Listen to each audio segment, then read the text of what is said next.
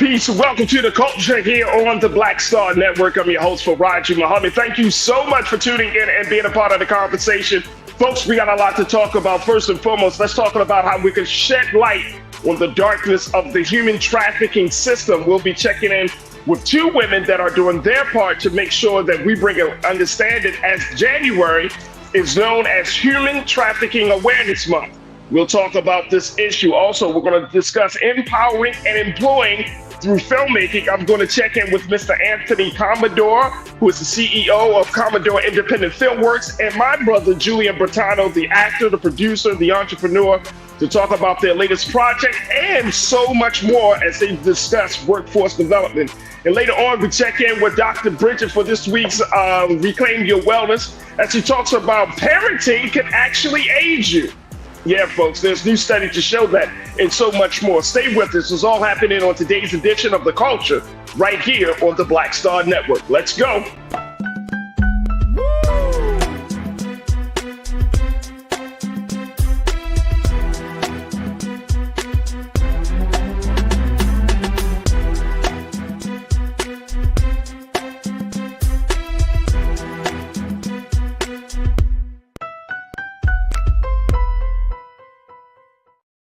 All right, folks, welcome to the culture here on the Black Star Network. I'm your host, Farajii. Thank you so much for tuning in and being a part of the conversation as we're streaming live on a number of various platforms. But check us out on our home platform at blackstarnetwork.com. Download the app for free. Follow us on social media, and we ask you to give something to help power us through this digital movement. Just go to our website today at blackstarnetwork.com.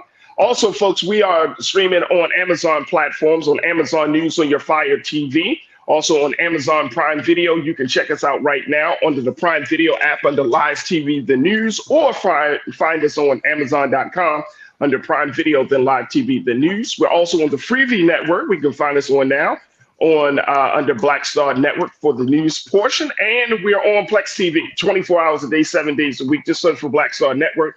Or find us on the Live TV, the news, and opinion. Also, folks, we are streaming on Roland Martin's social media platforms. So check us out on Roland Martin's Facebook page and Roland Martin's YouTube channel as we're streaming on those spaces, as well as also check us out on the X platform. Big shout out to the Culture Crew on the X platform, on Facebook, and on YouTube. I see folks gathering into the chat space on our YouTube channel. Pastor Damon Blissett, Pretty Brown Mimi 726, Ming Lee, Natasha Surge. I see you, Big Brother Willie Frage. I got you. Brian Christian, hey, good afternoon and happy Monday to you, Brother Brian. Conscious Thought, I see you. Thank you as always. Cindy D, I got you. Tiana, I see you. And so many of you are checking in. So make sure y'all get ready for these conversations we got lined up for you today. All right, folks, first and foremost, our first conversation is about an issue that we do not talk about it. Now, in all of my years of working in media and in all of different types of social justice spaces, this one particular issue still seems to be on the margin, still seems to be left in the darkness. And the issue I'm speaking of is none other than human trafficking. Yes, it is a sad reality in this country, folks, that this is happening in major states across this country. And today we want to shed light on this issue because January is Human Trafficking Awareness Month. Now, even though we're almost at the end of the month, it doesn't mean that you still can't do something to help to completely eliminate this problem.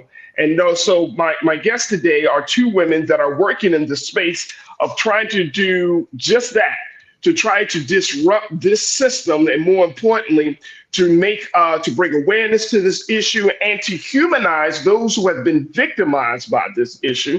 So I want to welcome now Heather Hyman, who is a part of the Maryland Volunteer Lawyers Services, and also Miss Jessica Emerson, who is a part of the University of Baltimore School of Law. Heather, Jessica, thank you so much for joining me this afternoon. How are you today? Great. Thanks for having us. We're Absolutely. Great. Thank you so much. Absolutely. Absolutely. First and foremost, let's talk about January being Human Trafficking Awareness Month. I don't know if a lot of people know this, Jessica and Heather, but this is interesting because, normally when you talk about January, people talk about New Year's resolutions, starting the month off on a high note, but human trafficking is a very, very serious thing. Do you ladies know why January was chosen as this month of awareness? Honestly, I think we probably should know that. I can't 100% say that I do. Maybe it is about kind of starting the year off with awareness around an issue that I wouldn't say that a lot of people don't know what it is, but I would say that they probably don't necessarily understand what it is in reality. Mm, mm. Heather, what's your take? Do you feel like people awareness of human trafficking is where, on a scale of 1 to 10, 10 being the most knowledgeable, one having no understanding of it? Where do you see our awareness at right now? I think it depends. I think people are often very aware of like social media rumors and kind of misinterpretations of what human trafficking really is. You know, there's some post that goes viral about a white van in some parking lot, and it's really not reflecting the experiences of people that are being trafficked. So I think it's both. There's kind of a high visibility in some ways, but a low understanding of what can really make people vulnerable to exploitation and what steps people can take to protect others and to connect people with services and supports they might need if they're potentially, facing a situation of exploitation. And I want to give people like, what is the general understanding? How would you properly define this, Jessica, in terms of human trafficking? Because I think it can mean a lot of different things to a lot of different people. How does the work that you're doing with the Human Trafficking Project, how do they define it? So we define it by what the law says it is. And I think the best place to start, quite honestly, is with the Federal Trafficking Victims Protection Act, the TVPA, which was passed for the first time in 2000, the year 2000, subsequently reauthorized numerous times. And what the TVPA does is actually bifurcate human trafficking into sex trafficking and labor trafficking. And for sex trafficking, the definition is essentially someone using force, fraud, or coercion to induce someone to engage in a commercial sex act. A commercial sex act is sex or a sex act or sex exchanged for money, or something of value, whatever that may be. And there's a little caveat to the definition of sex trafficking in that if anyone is under the age of 18, so if someone is 17 years old or younger and they are engaging in a commercial sex act, they are under both federal and Maryland law considered a victim of sex trafficking per se. There does not have to be a third party using force, fraud, or coercion to get them to do that. Essentially, it falls under the understanding, at least legally speaking, that young people can consent to work, but they can't consent to engaging in a commercial sex act. So the 15-year-old who is trading sex for survival, sex for housing, sex for drugs, things like that, that is considered sex trafficking under the law. And with labor trafficking, there has to be, no matter what the age of the individual is, there has to be that definition of force, fraud, or coercion. And I think that's where people get lost. I think they understand, it's forcing somebody to do something for a financial benefit. But like Heather said, the social media expectation and the movie expectation, the Takens of the world, they tend to focus on the use of force. And so, I always joke, I'm not dissing on SVU. I love me some Mariska Hargitay, but every single episode where they're dealing with trafficking, Mariska Hargitay rushes down the stairs. She's always in search, quite frankly, of usually the one white victim. And she finds people, locked in rooms, chained to radiators, behind chain link fences, things like that. And that happens, but it really doesn't happen commonly. And what happens far more often is the issue of fraud or coercion, where essentially all someone needs to know is what that individual needs. What are their vulnerabilities? Do they need to have housing provided for them? Are they struggling with issues of poverty? Do they need access to drugs or alcohol? And essentially kind of the bait and switch of fraud where, I might say, you can work at this place, but I'm actually going to force you to do something else. Or for someone who's already trading sex on the street, I can protect you. And all you'll have to do is give me half your money. but then the bargain actually ends up being totally different. And for coercion, essentially, all you need to do is withhold or supply someone with something that they need to survive. And that can be simply a way out of a neighborhood where they feel like they're stuck. So as much as force is easier to understand, the movies Taken, things like that, it's easier for people to understand. It tends to be more psychological manipulation, those invisible chains. Yeah. That's a great point. That keep people tethered or controlled in these circumstances. And the real challenge with these kind of social media or media explanations of what trafficking is, that it isn't. And every time that we pretend that, the only way that someone's trafficked is if they are locked in a room somewhere and forced to do something, we are training, quote unquote, potential jurors, potential prosecutors, potential judges who are not going to understand what trafficking really looks like. So those media representations can do real harm in access to justice for survivors. Look, we got to take our first pause. When we come forward, Jessica and Heather, I want to continue the conversation because there have been some major cases that have come up in the public's eye. We're looking at people, just a couple of weeks ago, they talked about the Jeffrey Epstein files and whose names was on that. Then we just heard about the latest case with Vince McMahon of the WWE, how he stepped down after some allegations of him getting involved in sex trafficking, human trafficking. But as to get back to your point, Jessica, like that people, we still don't have a full understanding of it. And so I want to give you an opportunity, ladies, to really go into a little bit further. And more importantly, how folks can kind of protect themselves, especially when you're talking about among Black America, where you have young girls and Black women who are taken, where there's not a lot of light shed on a young Black girl being taken and removed.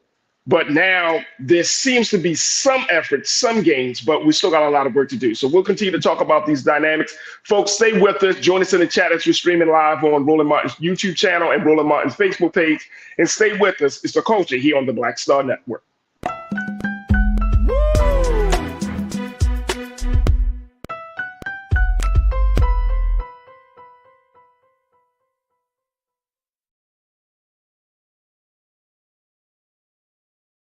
When you talk about Blackness and what happens in Black culture, we're about covering these things that matter to us, speaking to our issues and concerns. This is a genuine people-powered movement. There's a lot of stuff that we're not getting. You get it, and you spread the word. We wish to plead our own cause.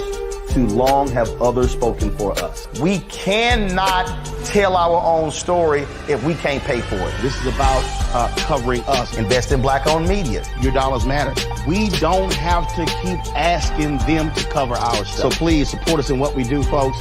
We want to hit 2,000 people, $50 this month, raise $100,000. We're behind 100,000, so we want to hit that. Y'all money makes this possible. Check some money orders. Go to P.O. Box 57196, Washington, D.C. 20037-0196. The Cash App is $RM Unfiltered. PayPal is R Martin Unfiltered. Venmo is RM Unfiltered. Zelle is RolandS.Martin.com.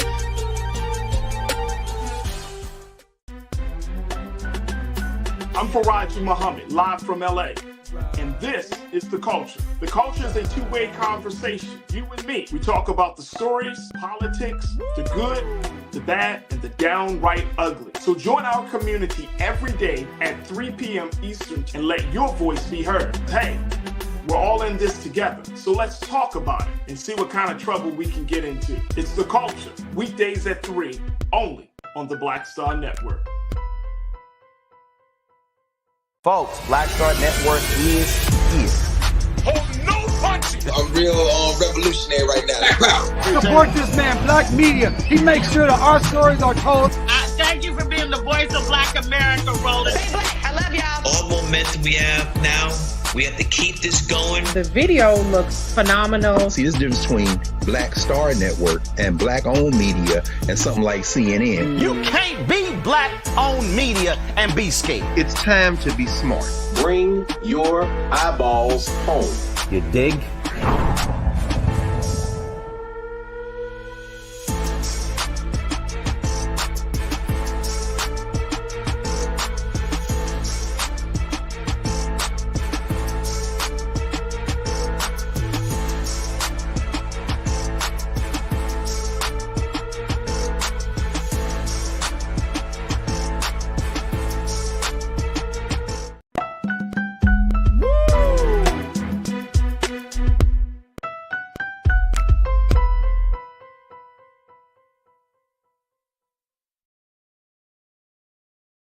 All right, folks, welcome back to the culture here on the Black Star Network. I'm your host, Farajii Muhammad. January is Human Trafficking Awareness Month. And even though we're at the end of the month, folks, this is still an opportunity for you to learn about this very, very serious issue that has been kept in the dark. And today we're trying to do our part to bring it to light so we can be much more aware and be a part of the prevention of this ongoing epidemic. Now, I'm talking to two women who are doing some fantastic work as they are involved with the Human Trafficking Prevention Project, HTPP, and they're doing their part to bring awareness to this issue. Heather Hyman is the lawyer with the Maryland Volunteer Lawyer Service. So Heather, thank you again for joining us. And then we're also joined by Jessica Emerson, who serves as a staff member and a professor from the University of Baltimore School of Law. Heather, I want to get your take on what Jessica kind of laid out, saying that the depictions of human trafficking based on Hollywood, based on social media, is not always accurate. It's not there. That it's not just about chaining little girls from other countries or even little girls from this country. It starts psychologically. And when you're talking about that level of influence that is posed on, and I have to say that, you know, we have a lot of girls, particularly within Black girls who are susceptible to certain type of influences, right? So, you know, when Jessica was talking about, you know, the promise of money, the promise of being of some sort of security, that sounds appealing to some Black girls in America. Talk to us about, you know, how do we start to break the chains of that influence? How do we, you know, teach our girls to think twice and to be critical about who are they entertaining, who are they around, all of those dynamics? Sure. I mean, I think a lot of it comes down to, you know, the way that people get support and what barriers they may face and what things that might be happening around them or injustices, systemic issues that are putting them in a place where they're more vulnerable. Jessica and I and our colleagues, you know, we go out in the community quite a bit here in Baltimore, and, you know, we're meeting with people at, you know, outreach centers, at neighborhood centers, at domestic violence shelters, different places. And a lot of our clients, when we do meet with them and we start talking to them about their needs, and they, you know, through our conversations, they tell us that they have had to trade sex to survive, or, you know, they've been exploited in a way that meets that legal definition of trafficking.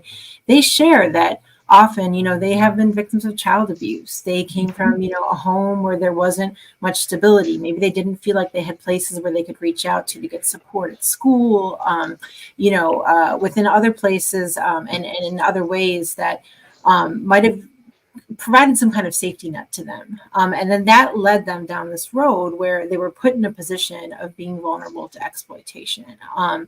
And then later, because many of the people that we worked with have had really negative experiences with the criminal legal system, it's really scary to get help once you're out of the situation, to try and figure out what your rights are, to try and figure out if, you know, there are legal things that you want to try to address, which is what we specialize in. You know, even trusting people you want to talk to. If you need shelter, you need, you know, mental health support, medical support. So I think what we can do, you know, is definitely think about what support systems we have in place for kids. What support systems, you know, are out there. How are individuals who are being marginalized, who might be vulnerable because of, you know, a home situation they're in, you know, what resources can we offer them to make sure that they aren't looking elsewhere to a place that's less safe, and then take them down the road to potential future exploitation. And that's a good point. Do you feel like, and Heather and Jessica, do you feel like because there's some cultural messages that are prevalent within mass media, whether it's this pimp, this kind of pimp culture that we kind of see within music, within the movies, this, like you said, this idea, Heather, when you mentioned somebody coming in and saving you, do you feel like this it's like very patriarchal still in a lot of the messaging? Do you feel like this is contributing to that? So I liked your intro where you said, let's start some trouble. So let's do that. I think that the main difficulty that, not the main difficulty, but one of the difficulties that kind of the focus on quote unquote controlled trafficking, one of the main challenges with that is that becomes all that people see in terms of what trafficking is. And more importantly, it becomes what law enforcement is looking for, right? A lot of people will, kind of say to us, well, this guy's a pimp, da, da, da, da, da.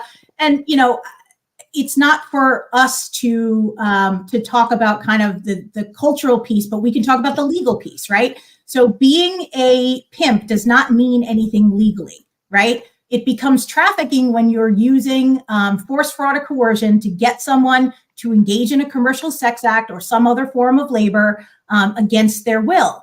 And the challenge here, though, is that the human trafficking model or the anti-trafficking model is very much rooted in a criminal legal response, like Heather talked about. And so what we see primarily with the challenges that our clients face is that they are deeply entrenched in the criminal legal system. They are getting arrested for their proximity to poverty. They're getting arrested for trading sex. They're getting arrested for struggling with substance use and things like that. There was actually a survey done in 2016, which we still use because it's really accurate. And it was done by the National Survivor Network. And they found that of their entire membership of both sex and labor trafficking survivors, 91% of them had a criminal record, right? And so when we are talking about, you started us off with talking about how we can prevent this. Okay, so let's talk about that, right? When you support legislation that decreases poverty, that is preventing trafficking. When you support legislation or policies that help get people treatment for substance use rather than arresting them, that is anti-trafficking prevention. When you support legislation or policies that focus on giving people access to housing first, that is anti-trafficking prevention, right? And so when we get bogged down in kind of the focus on, pimp culture and things like that, that's not doing anything other than reinforcing myths of blackmail criminality and focusing law enforcement on arresting their way out of this problem. Okay. I like that. No, that makes a lot of sense. Let me take a couple of comments from our culture crew here that are checking in from around the country. Tiz, thank you for checking in. Welcome to the chat once again. You said, let's be honest, a lot of people just don't have good parenting skills or love for the family. So a lot of kids grow up in dysfunctional family units, in my humble opinion. Ladies, what's your take on that? Where does the parenting conversation come in? Or some people will say, well, blame it on the parents. That's why this girl got caught up in that. Is that the case? Do you find that to be the issue? I don't know if it's necessarily about whether it's the case or not. I think the question is it helpful, right? And when you are in a family where maybe mom has a ton of unresolved stuff, unresolved trauma, trouble, using substances to cope with a history of trauma, things of that nature. And when you are focusing on surviving or when you are in survival mode constantly, that doesn't give you as much room in your life to parent, to, be available to kids when they have questions about life and drugs and sex and belonging and all of those things that all of us have questions about when we're adolescents. So I don't know if we're going to solve anything by putting the blame on parents rather than, unfortunately, the systems that parents find themselves embroiled in and trapped in based on, the struggles that they have in their lives and the unresolved issues that they have in their lives. Now, it doesn't mean that this doesn't play a role in whether or not kids can fall victim to this, because it does. It's not that young folks can't make reasoned, informed decisions about their lives, but all of you who have been adolescents or are raising adolescents, they're a challenge, right? They don't have as well developed judgment. They are more impulsive. They want to challenge authority. All of that is normal. But when a child finds themselves in a family where there's just not a lot of room for them and their problems, like Heather said, they're going to go looking for support elsewhere. And so anytime that we can, as a society, support parents in healing from their challenges, and therefore we are helping them parent better or more effectively. Those are things that are going to keep kids out of this, this horrific criminal offense. Absolutely. We got about 1 minute left in this segment, but I want to give people an opportunity, Heather, to really get involved, because again, it's Tiz, as Tiz brought that point up, Tiz also said this is complex, and there are a lot of layers to it. There are policy issues, there are cultural issues, and there are certain attitudes around this. So where does a person start, Heather, in this process? I mean, you and Jessica are doing work with the Human Trafficking Prevention Project. If somebody says, you know what, I'm gonna kind of slow walk into this work and try to figure out where I fit, where do they start? I think we need to start by kind of addressing some of the misconceptions about who can be a victim. I think we need to understand that, when someone is trafficked, it can be an intersection of discrimination. It can be an intersection of, institutional racism. It can be an intersection of anti-immigrant sentiment, of, we have to look at LGBTQ rights. We need to look at all these things that potentially make somebody more vulnerable, right? And so to learn fully about this issue, to understand how to prevent trafficking, we have to look at all of these issues that play into it and what really can make a person vulnerable. And then we need to expand our definition of who can potentially be victimized. And then that'll help us reach more people and help more people and have a better understanding of what's really a complex and nuanced subject. And to do this, I'd encourage you to just get out there, read more. The Freedom Network is a great resource. You can go and look at the Human Trafficking Prevention Project's website, htprevention.org, to read a little bit more about our work and our philosophy towards this issue. And again, get ideas of ways to get involved. We're here in Baltimore, but there's great organizations throughout different communities all around the United States that are trying to assist. That's what we need to hear. That is exactly what we need to hear, because I feel like it's such a big thing. I don't want people to feel overwhelmed and feel like they can't have a part in this process. In my many years of journalism and media work, I try to make sure that I always give space for these conversations, just because I know it's so prevalent, whether you're from Black communities or white communities, whatever you're from, that this can happen anytime and anywhere, because it is a psychological threat. And people tend to say, oh, it doesn't happen to rich white children and all that. Like, no, it does happen. It happens across the board, actually. And, when you're talking about that psychological risk, if somebody is offering you, promising you money, promise you security, promise that they'll love you. Oh, love. You just love is weaponized. And ladies, I know we don't have enough time today, but I remember going to a workshop about human trafficking when I was living in Baltimore, and it blew my mind how many young women fell into the system because of love. I love this guy. And therefore they sacrifice themselves. I'm sorry, go ahead, Jessica.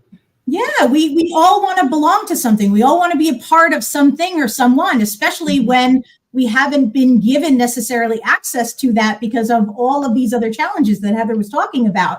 But so that's why I said, or as Heather was starting to talk about ways that people can get involved, anytime you're doing anti-poverty work, you're doing anti-trafficking prevention work, when you're doing work supporting people who are unhoused or unstably housed, you're doing anti-trafficking prevention work.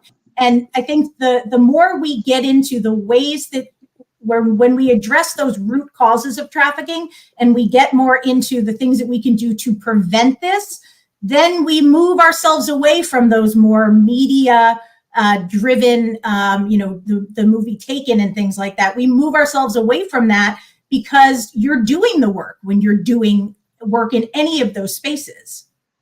Absolutely. Absolutely. What's the website? Let's give out the website once again for the Human Trafficking Prevention Project. And Lisa, for folks to check out, again, it's the Human Trafficking Prevention Project, folks. This is an opportunity for you to get involved, at least learn more about the human trafficking issue, and more importantly, to get involved in some work. And I know that both of our special guests, Heather and Jessica, y'all are working in different places with the Maryland Volunteers Lawyers Services, and as well as the University of Baltimore School of Law. But and I think Heather, you mentioned the Freedom Project. Is that correct? Freedom Yeah. Network. Yeah, Freedom Network is a great resource. Again, there's, for example, where I work at Maryland Volunteer Lawyer Service. A portion of our work is doing this human trafficking prevention project work with Jessica, but then we're also doing work around workforce development, addressing criminal records through expungement, making sure that, wealth is still concentrated in different communities here in Baltimore through untangling titles, making sure people's deeds are straight, addressing tax issues. There's a whole host of ways to get involved. And it's interesting because a lot of the clients that we see through the Human Trafficking Prevention Project will then come and get legal help through MVLS. We're helping them with credit issues, with consumer issues, with the records, with tax things you wouldn't even think of, but you got to address all of these legal matters to help somebody get back on their feet and make sure there aren't barriers to them moving forward with their life. That's what it is. HT Prevention is the website. If we want to pull that up really quickly as we talk about this, the Human Trafficking Prevention Project, folks. Here is the official website for the work. If you're interested in getting involved, hopefully this resonates with someone that's watching the show today. This is an ongoing issue that has been kept in the dark, but is being brought to the light because of the cases of a Jeffrey Epstein, Vince McMahon, and so many other things, so many other people, high-profile people that are involved in this. It's absolutely just mind-blowing, to say the least. But it is an important issue that we want to expose and hopefully disrupt the systems of exploitation. So, Heather, Jessica, thank you so much for your great work. And more importantly, thank you for joining us today here on the show. Thank you. Thanks so much for having us. Absolutely. Folks, we got to take a quick pause. When we come forward, let's talk to Mr. Anthony Commodore and Mr. Julian Brentano, talking about the work they're doing of empowering and employing through filmmaking. Stay with us. That conversation is up next here on The Culture on the Black Star Network.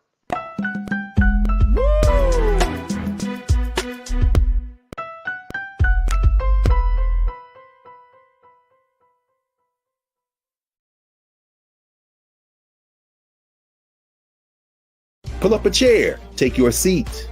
The Black Tape with me, Dr. Greg Carr, here on the Black Star Network. Every week, we'll take a deeper dive into the world we're living in. Join the conversation only on the Black Star Network.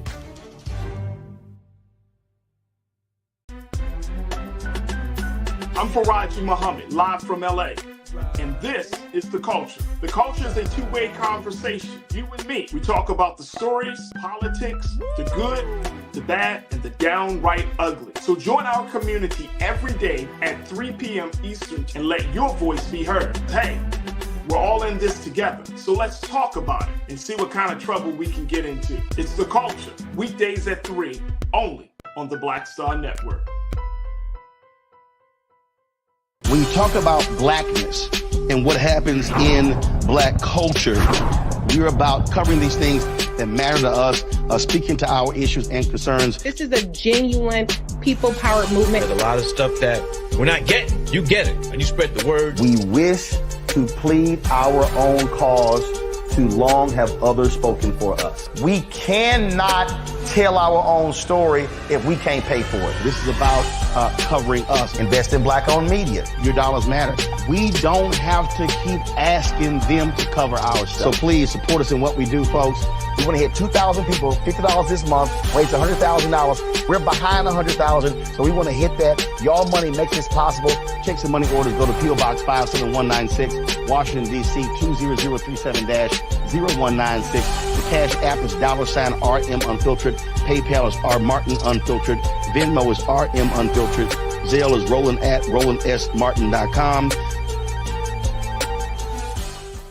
Folks, Black Star Network is here.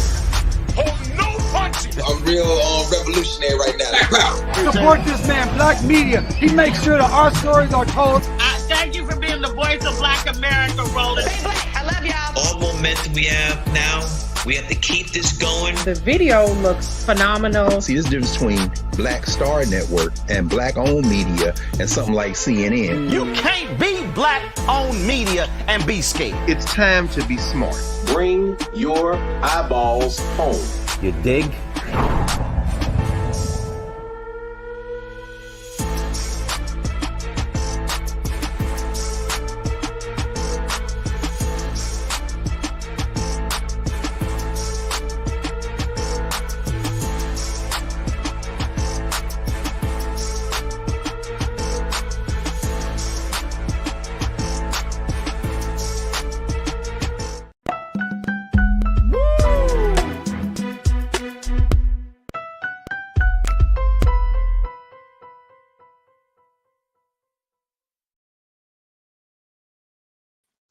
All right, folks, welcome back to the culture here on the Black Star Network. I'm your host, Farajii Muhammad. Let's switch gears, talking from human trafficking to talk about empowering and employing folks through the art of filmmaking. And I'm joined by two powerful men, brothers who are doing their damn thing in the area of arts and entertainment, and more importantly, not only changing the culture, but changing how folks are going to work and earning a little something for themselves. So I'm going to first start this conversation off with Mr. Anthony Commodore, who serves as the executive producer of the new film Mercy Road, but he's also the CEO of Commodore Independent Filmworks.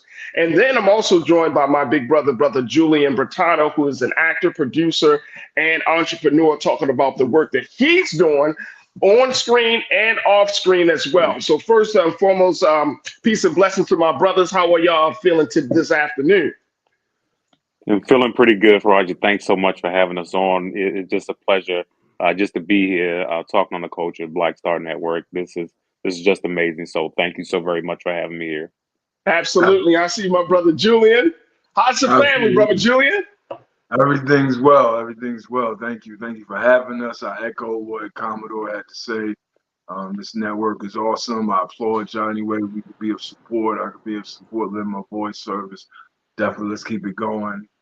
Let's keep it going. Let's keep it going, brother. Let's keep it going. Hey, Anthony, let's start talking about the work that you're doing with your film company, because this is the work that you're doing. You got both have worked on a new project called Mercy Road. We can talk a little bit about that. But this is also a way for you, brother Anthony, for you to do something to give back to the communities, to open up some working force opportunities. Talk to me about that. Yeah, I work on a great deal of film projects, and my objective was to bring more projects to the state of Maryland, so we can give individuals opportunities to work here. Give Marylanders opportunities to get work here, to give businesses, some of the stakeholders, the community. Just let them know that they can, we could take a film, we could take a project anywhere, New York, Atlanta, LA, but we just want to keep it here in Maryland to grow Maryland's economy, to bring those tax credits here back to Maryland so we can thrive here versus going somewhere else, to take out film projects. And it's amazing that we were able to take this project and keep it here in the state of Maryland, employing Marylanders, which mean actors, crew members, community members, stakeholders, businesses, giving everyone opportunity here in the state of Maryland to thrive. When you're talking about, let's talk about Mercy Road, because this is a project that you've done some little filming in Baltimore City and then throughout the state of Maryland. How does that advance workforce development and economic opportunities, especially for Black folks? With Mercy Road, one thing we were able to do is as you know, we filmed in Baltimore, and I see your Raven shirt.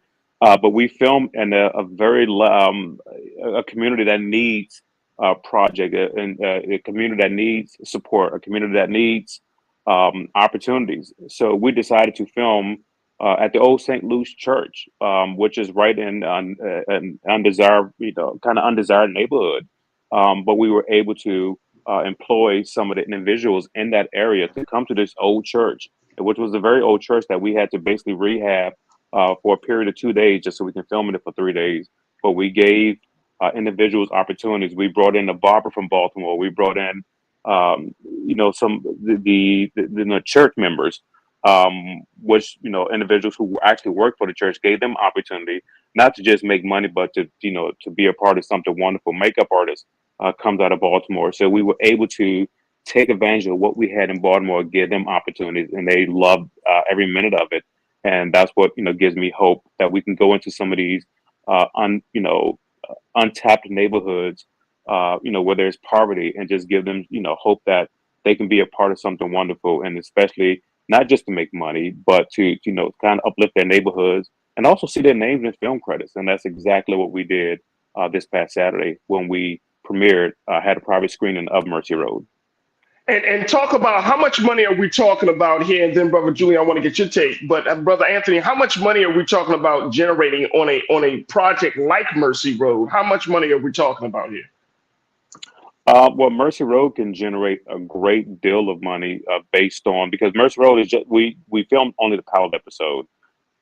So once the actual networks that we're reaching out to pick up the whole series, then we'll be filming an entire season. And then we can go right back into that neighborhood, or some of these neighborhoods, and something like this can generate a series like this can generate between 150 and maybe 400,000 per episode. It depends on which network says, okay, this is what we're willing to pay, and we can use those money again to pour right back into the community, while at the same time making a really good product that the audience love to watch. Brother Julian, as you're playing the lead in this particular project, but then also you're doing the work behind the scenes. How important is it for you to not just build those relationships with folks in Baltimore and the state of Maryland, but just knowing that what you're doing is could put some money into somebody else's pocket, that you are creating some jobs? How important is that for you as the actor, as a producer, as a businessman yourself? I mean, that's extremely important. I mean, without your team, without your local support, you got to pour in first before you can anticipate or expect anything in return. Me, myself, someone that had pivoted into this industry as a whole, you know, you find your opportunities, you create your opportunities, and sometimes they don't necessarily be flowing all the time. And for individuals that have less access to the main commercialized industry, like Commodore was saying, LA, you know, Atlanta, New York, different places like that, you know, a lot of times people don't have access to the right type of production, you know, the right level of production. And I believe us being able to do Mercy Road and provide these jobs and outlets and just a pipeline for other creatives, I think is remarkable. Hey, Brother Julian, Brother Anthony, we got to take a quick pause. When we come forward, I want to get you both of your takes on this, because as much as we're talking about the workforce development, we're also talking about the quality of the projects. And I think that this year, well, in 2023, we saw something different. People have been talking about Origin. People have been talking about Color Purple. They talked about the quality of these projects, the greatness of these projects, the importance of these projects, but they haven't generated a lot of money at the box office. And so I'm wondering, Brother Julian, from your vantage point as an actor, and then of course as one behind the scenes, like for Black independent movies and films to be made, TV shows and films to be made, where does the focus of Black America need to be on? Do we need to worry about box office success? Do we need to worry about ticket sales?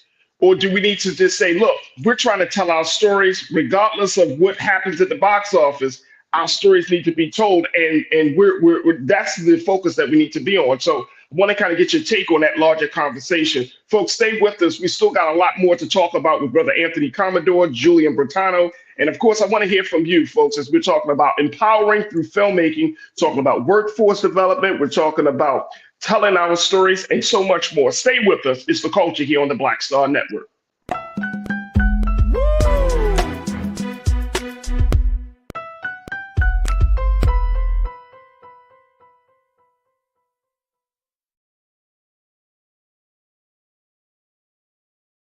When you talk about blackness and what happens in Black culture, we're about covering these things that matter to us, speaking to our issues and concerns. This is a genuine people-powered movement. There's a lot of stuff that we're not getting. You get it, and you spread the word. We wish to plead our own cause. Too long have others spoken for us. We cannot tell our own story if we can't pay for it. This is about covering us. Invest in Black-owned media. Your dollars matter. We don't have to keep asking them to cover our stuff. So please support us in what we do, folks. We want to hit 2,000 people, $50 this month, raise $100,000. We're behind 100,000, so we want to hit that. Y'all money makes this possible. Check some money orders. Go to P.O. Box 57196, Washington, D.C. 20037-0196. The Cash App is $RM Unfiltered. PayPal is R Martin Unfiltered. Venmo is RM Unfiltered. Zelle is Roland@RolandSMartin.com.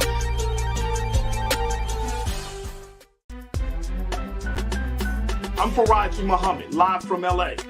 And this is The Culture. The Culture is a two-way conversation. You and me. We talk about the stories, politics, the good, the bad, and the downright ugly. So join our community every day at 3 p.m. Eastern and let your voice be heard. Hey, we're all in this together. So let's talk about it and see what kind of trouble we can get into. It's The Culture. Weekdays at 3, only on the Black Star Network. Folks, Black Star Network is here. Oh, no punches! I'm real revolutionary right now. Support this man, Black Media. He makes sure that our stories are told. Thank you for being the voice of Black America, Roland. Stay black. I love y'all. All momentum we have now, we have to keep this going. The video looks phenomenal. See, this difference between Black Star Network and black-owned media and something like CNN. You can't be black-owned media and be scared. It's time to be smart. Bring your eyeballs home. You dig?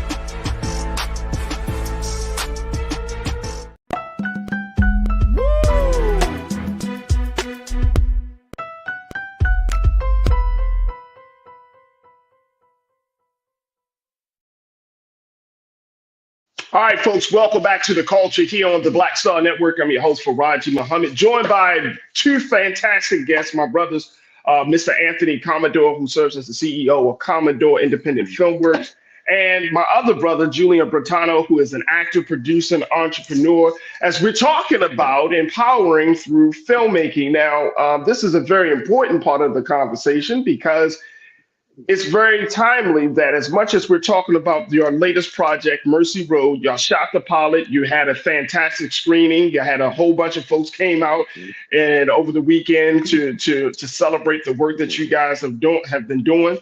But then it opens up the conversation about the state of Black Hollywood at this particular moment. And Brother Julian, I want to kind of get your take on this because the big movies that some of us may have seen didn't garner the box office success of other movies. So I'm talking about the Book of Clarence that came out this past few days ago, didn't do well, quote unquote, in the box office. You have the new film from Ava DuVernay, Origin, that came out. The Color Purple, of course, with Oprah Winfrey, did about 59 million in the box office. How much of that should we be concerned about? Is this a sign, Brother Julian, that Black Hollywood needs to go into a different direction outside of your traditional institutional support, that we should be focused on storytelling and content and not necessarily about ticket sales and box office? Well, my take is this, and it's just my subjective perspective on it, is that number one, we got to focus on the actual craft, the art itself, the technical things, make sure it looks and sounds the way it needs to look and sound. Get the stories out, but focus on the actual work getting done versus the box office, things like that. We have to also understand that once you do that, then the people's palettes open up to whatever conversation you're trying to communicate with them, right? Secondly is when us as Black individuals here in America and across the world, we truly do dictate patterns and trends and popularity. So we have to move with a certain boldness and confidence, knowing that we steer the narrative. So that means take matters into your own hands, very much like Brother Anthony Commodore here has done, continues to do. Take matters in your own hand as an independent. Surround yourself with the right people, the right team, and that should open up some other opportunities as long as you do the right work. That's the key. Focus on the work. Make sure it's of quality and watch the doors open up. Because they need content. Everybody needs content now. So it's not about the box office. All these streaming, OTT, all these other platforms are now moving into film 3. The opportunities to monetize is becoming imminent. Mm, mm. Brother Anthony, what's your take on that? Thank you, Brother Julian. That makes a lot of sense. I'm basically gonna have to echo everything Julian said. But one thing I would differentiate is that if it was only box office, yes, I think I would be a bit concerned. But with the emergence of so many streaming services, which promotes black film, black series, black content, you see it. You see it a lot. You see so many services. As a matter of fact, we just filmed last year 2 projects that are right now streaming on BET Plus. And then again, just like Julian said, but once you have an opportunity, you put your best work out there, regardless of what is happening at the box office or even streamers. If you put great work out there, individuals will look at you, doors will open, and you will have more opportunities. But you focus on one project first, and that's exactly what we did on Mercy Road. We focus on it. We focused to make it the best we possibly could. And again, once you put great work out there, these doors will open for you. Yeah, because I think one of my big concerns of as just one who enjoys black films and black theater and just black arts and entertainment, one of my concern is that and I'm with you on this, Brother Julian. If the quality is there, I personally don't care about the box office. You know what I'm saying? Like the quality has to be there.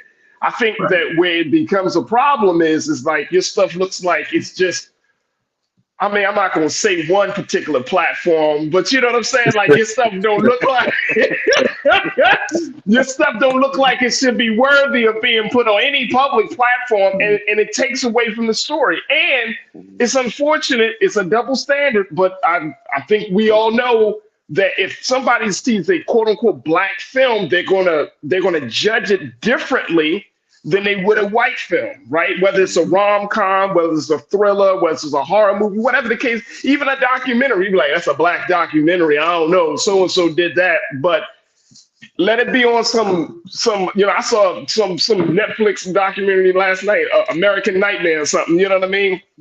And it becomes something else. So I think that is so important. But the other thing is like creating, going back to what you said, Brother Julian, creating opportunities, because when we're seeing a Taraji P. Henson talking about her pay discrepancy, when you see a Terrence Howard talking about his pay discrepancy, then that means to me, Brother Julian, black artists like yourself and others have to figure out new opportunities, new ways to not just generate an income, but to make an impact. And the direction you have taken as an entrepreneur, talking about your hotel ownership, we talked about this the last time you were on.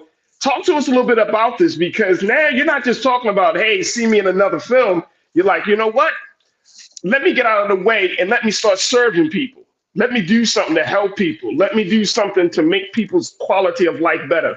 What was the big moment that you knew that you had to take that direction? And give us some details about the work that you're doing right now. Sure, thank you. Truth be told is I've always had that mindset. Like I've always moved and maneuvered like that. So I've always been an entrepreneur all my life. I've always had the bootstrap, for all of my endeavors. So when I pivoted into acting and writing and getting into this space, what happened was I just constantly utilized each opportunity. So, like for instance, with the Farajii situation with Oprah, and a lot of people ask me all the time, how is Oprah really, and this and that. You work with her personally, and it's like, well, that wasn't my experience, and I can't sit here and speak on behalf of Taraji or Monique or anybody else, or Terrence Howard. I only can talk about my experience. My experience is no matter what you're given, you work with what you got, and that's just me, So I've utilized my platform and been leveraging it ever since. Yeah, I've worked on a bunch of other projects since Greenleaf, but that was a great introduction into the entertainment industry as a talent. So just understanding the dynamics of behind the scenes and all the moving pieces that you can't just want to be in front of the camera. You have to open your mindset up to all of the possibilities from an objective space, so that way you can best serve where you have other areas of talent and skill sets. And when Yeah. you do that, then that's when, again, that's more conversations that you're allowing yourself open to, which gives you opportunity if you're listening for them. And so that's what happened with the hotel endeavor.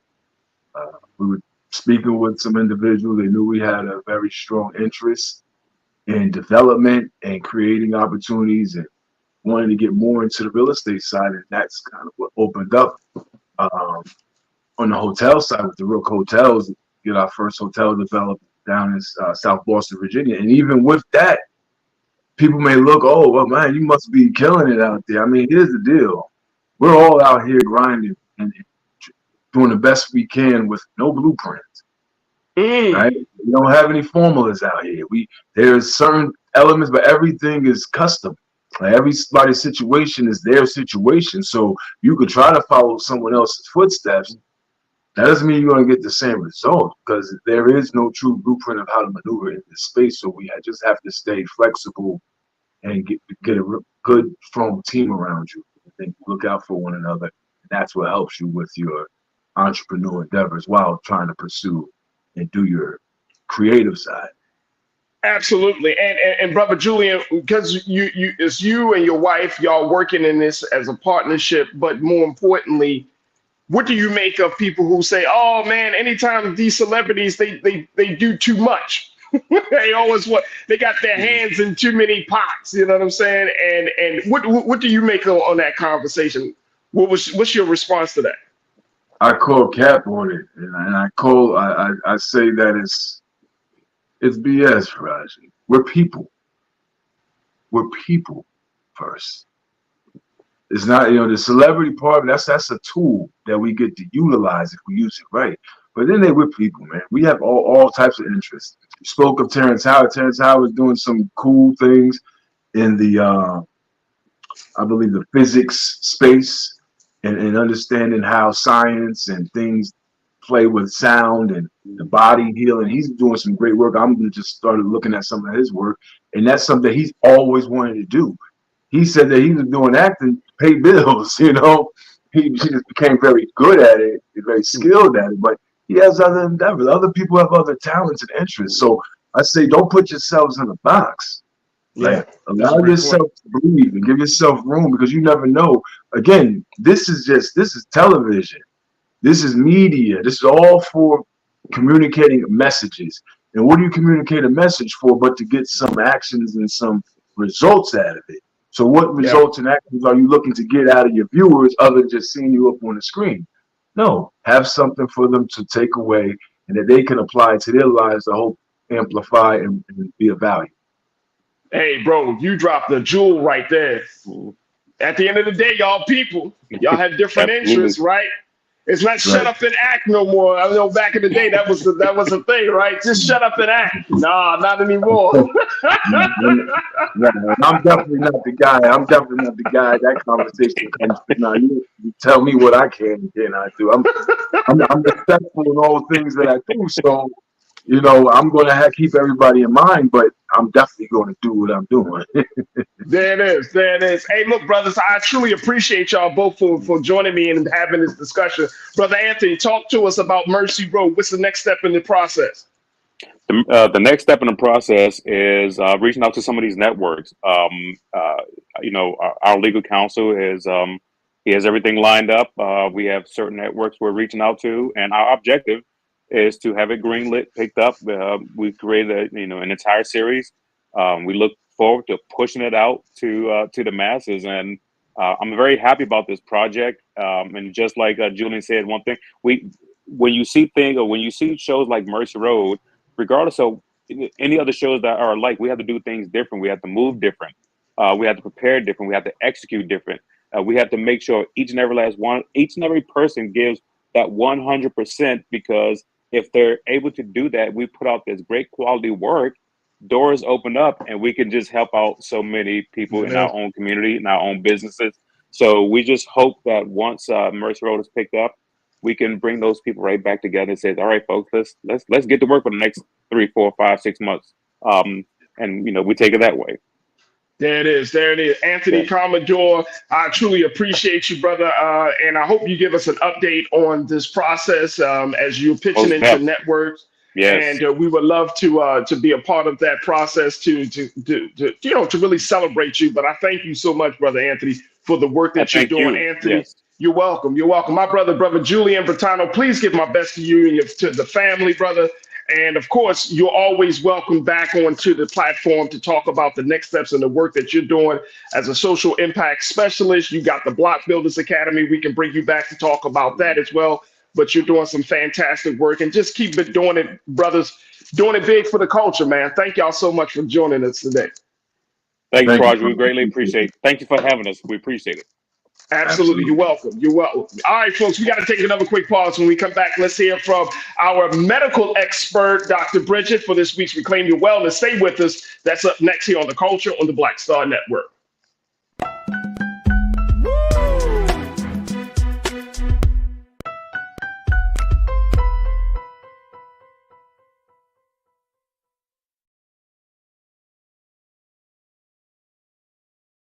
Pull up a chair. Take your seat. The Black Tape with me, Dr. Greg Carr, here on the Black Star Network. Every week, we'll take a deeper dive into the world we're living in. Join the conversation only on the Black Star Network.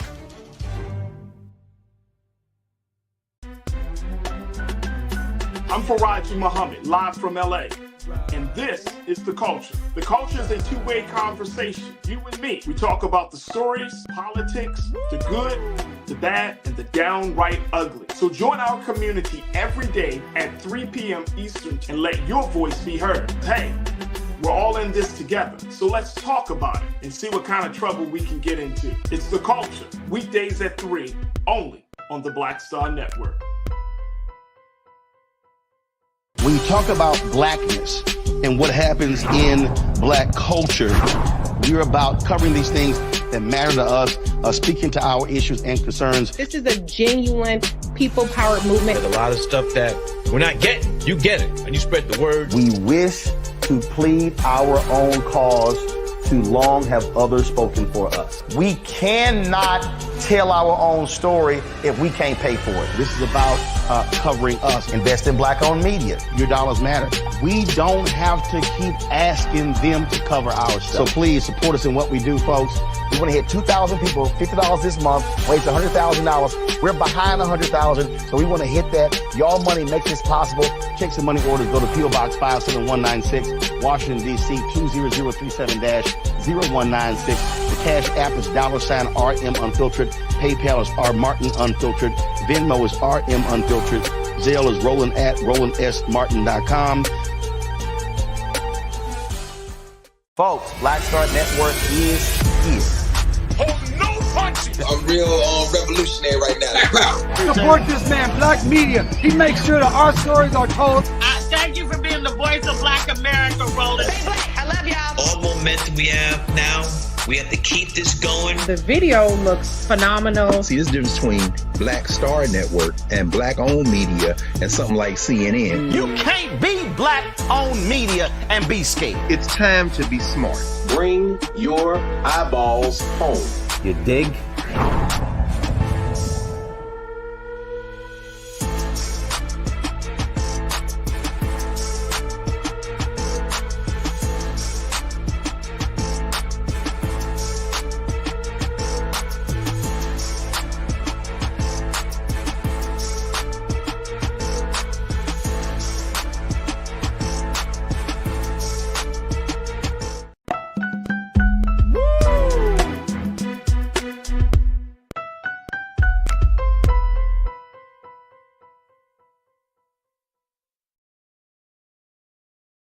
All right, folks, welcome back to The Culture here on the Black Star Network. I'm your host, Farajii Muhammad. Thank you so much for tuning in as we're streaming live on our home network of blackstarnetwork.com.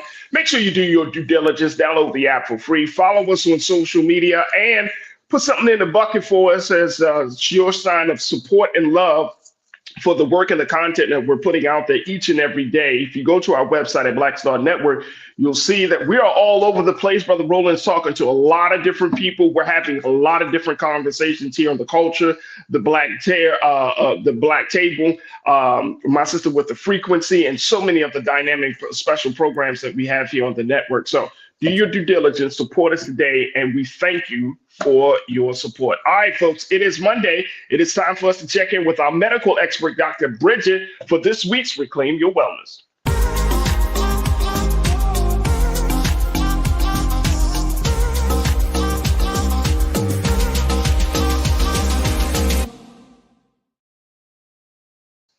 Dr. Bridget, good afternoon. How are you, ma'am? Great, Farajii. How are you? I'm good. I'm good. All right, Doc, let's talk about wellness. And we're still in the beginning of the year. Are you still on your New Year's resolutions? Are you still? I would never say the word resolution. Okay. I would say I practice mindfulness and try to do good work and activities that make myself better. I run a wellness group where we set goals every week, but I would never use the word resolution. It just has a bad connotation at this point, you know. Damn. I'm goal setting. I'm actively goal setting. Yes, that's my answer. Some people call it they're what's the word they use, Doc? They're visioning. They do some type of vision work. Is that something? Like vision boards and yeah. I mean, look, hey, whatever can get you there, do that. Right. But yeah, no, I'm actively goal setting. Actively goal setting. All right, great. Well, here's why, because you actually say, I want to start off with this one piece that you said that you found some research on about parenting. Yes. And it's always interesting, you know, you and I are both parents, and I always wonder, like, yo, I'm coming to that age, Doc, when I'm realizing there is no manual for this thing. No. And because we are like kind of like walking in the dark, walking by faith type of situation, it really does take a toll on us. So what's this latest research that you saw?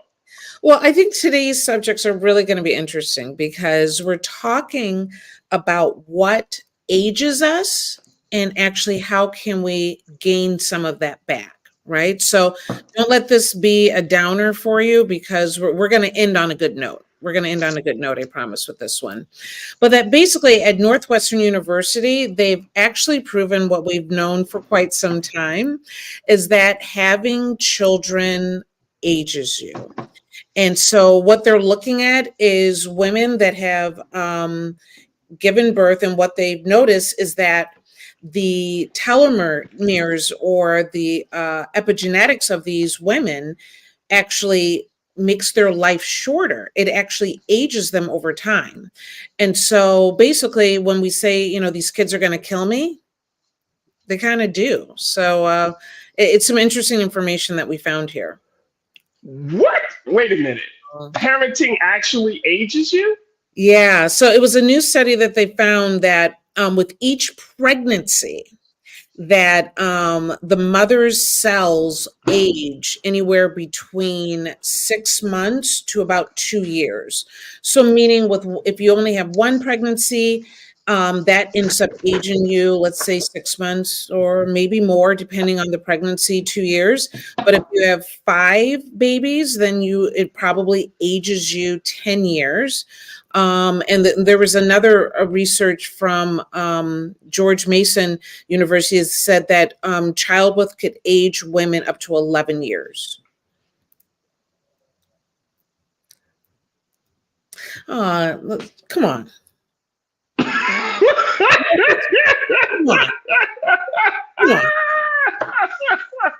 Don't leave me out here. You set me up and you're like, no. Listen, I'm only listening to what you're saying to us based on the research. Based on 11 years? Yeah. These kids continue. No, well, let me add a little information here. So we're All not right. talking about just of the stress and what children put you through, or even just the stress that that pregnancy itself. But basically, we have these telomeres, which are like the plastic end of a shoestring, the aglet. I don't, Yeah. right? And they protect your DNA. And with every pregnancy where you are increasing cell production fast, where cells are growing and increasing in size quickly, it frays on that aglet. It frays on that plastic end of the shoestring. And that protective end is what actually keeps our cells healthy and keeps them young, basically. Okay. And so with every pregnancy of this increased cell growth, and in enlarging of all these cells continuously, it ends up aging your DNA, which ages your cells, which is, this is who we are. This is what we're made of. And so even the epigenetic age, which is a combination, our genes are not one and done, meaning that we have the ability to influence our genes based on our activity, our diet, our lifestyle, our experiences. And so pregnancy also alters the epigenetics of our body that actually adds into the aging process. Damn. Now, Doc, I'm not trying to leave you out there by yourself, but I'm just like, what is going on? What? All right, so we got to take a quick pause, but I'm wondering. I think the one of the big questions that we have to ask is it beneficial What, having for? children? I don't know which way are we going with this one? I mean, I know it's beneficial. Trust me. I'm not saying that it's not beneficial, but I'm just saying at the same time, is this something, these physiological changes that you're talking about and this toll that is being placed on the woman's body in particular, how does a woman prepare herself for that? You know what I'm saying? Because there's a heavy burden that's placed on a woman's body. And as men, how do we accommodate for that? How do we make sure that the process of a woman being pregnant, having a child, that whole process, how do we prepare for that as men and women, as father and mothers? How do we prepare for that? Because that's a lot. It is a lot. And I think, for some people, this might be that ringing of the bell where you're looking for that information that actually makes you want to change your lifestyle. I'm hoping for some of you, this is it, because it's the epigenetic aspect of it, where you do control your diet, where you control the energy that you allow into, because there's some negative energy out there, right? The energy that you allow into your life, the amount of activity that you involve yourself in, including yoga, which we will get a little bit more into that, and how this actually ties in, right? And so when I think more than ever, you'll see information about preparing yourself for pregnancy, which I think 20 plus more years ago, that wasn't really a conversation. I think that's a real thing, that if you want to be more on your body aging 6 months versus 2 years, and particularly if you're doing multiple pregnancies, do the preparation and continue it after that pregnancy.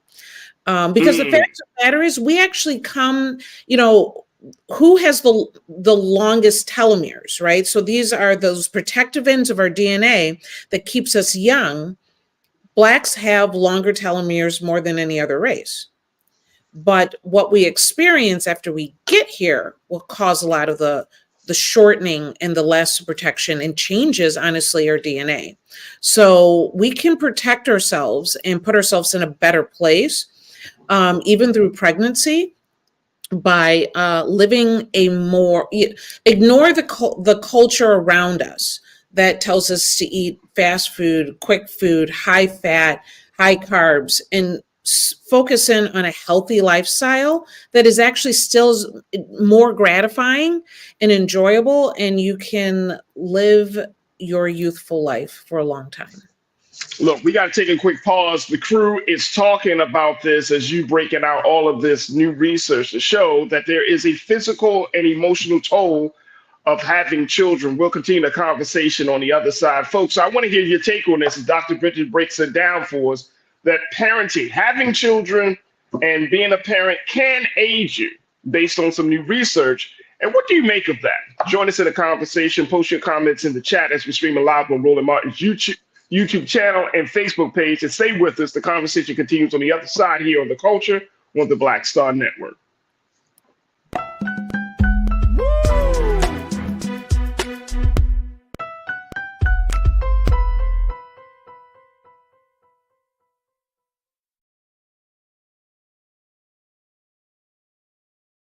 Pull up a chair, take your seat.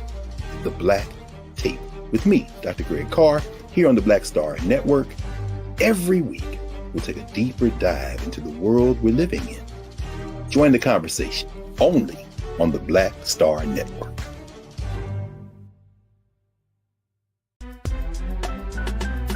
I'm Farajii Muhammad, live from LA. And this is The Culture. The Culture is a two-way conversation. You and me. We talk about the stories, politics, the good, the bad, and the downright ugly. So join our community every day at 3 p.m. Eastern and let your voice be heard. Hey, we're all in this together. So let's talk about it and see what kind of trouble we can get into. It's The Culture, weekdays at 3, only on the Black Star Network. When you talk about blackness and what happens in black culture, we're about covering these things that matter to us, speaking to our issues and concerns. This is a genuine people-powered movement. There's a lot of stuff that we're not getting. You get it, and you spread the word. We wish to plead our own cause. Too long have others spoken for us. We cannot tell our own story if we can't pay for it. This is about covering us. Invest in black-owned media. Your dollars matter. We don't have to keep asking them to cover our stuff. So please support us in what we do, folks. We want to hit 2,000 people, $50 this month, raise $100,000. We're behind 100,000, so we want to hit that. Y'all money makes this possible. Checks and money orders go to P.O. Box 57196, Washington, D.C. 20037-0196. The Cash App is $RM Unfiltered. PayPal is R Martin Unfiltered. Venmo is RM Unfiltered. Zelle is Roland at RolandSMartin.com. Folks, Black Star Network is here. Oh, no punches! I'm real revolutionary right now.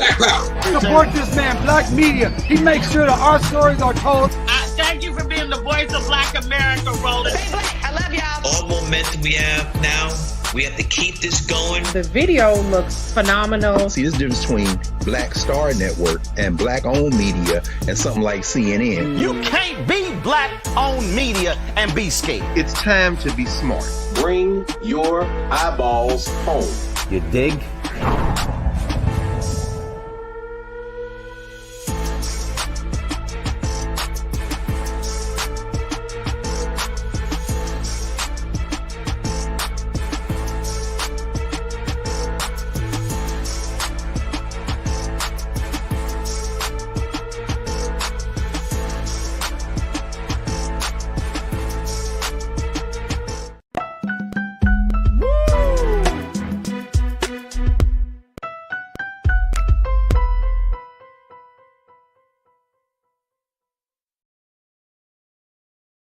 All right, folks, welcome back to The Culture here on the Black Star Network. I'm your host, Farajii Muhammad. I'm joined by our medical expert here on The Culture, Dr. Bridget Cole-Williams, for this week's Reclaim Your Wellness segment. And Dr. Bridget has just dropped some jewels about a new piece of research that shows that parenting can actually take a toll on you, that there is a physical and emotional toll that's placed on the body when you're talking about even having children or raising children. And I'm still trying to recover from this latest announcement because it brings up a lot of questions, Doc.